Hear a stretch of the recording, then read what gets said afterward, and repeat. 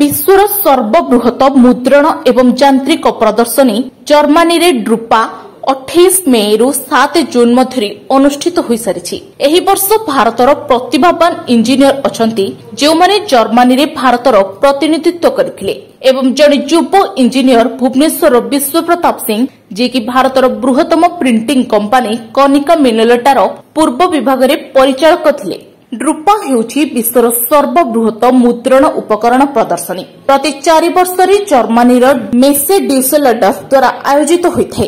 ड्रुपा शब्दर अर्थ हेउछि German शब्द drug and papier अर्थात मुद्रण एवं कागज।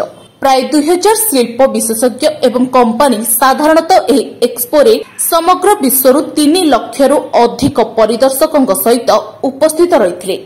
भारत में उत्पादन प्रिंटिंग व्यवसाय सर्वाधिक अंश थिबा कोनिका मिनोलेटा एठारे प्रिंटिंग इमेजिंग टेक्नोलोजी रे सेमानकर सर्वशेष सफलता हासिल करिसेंती।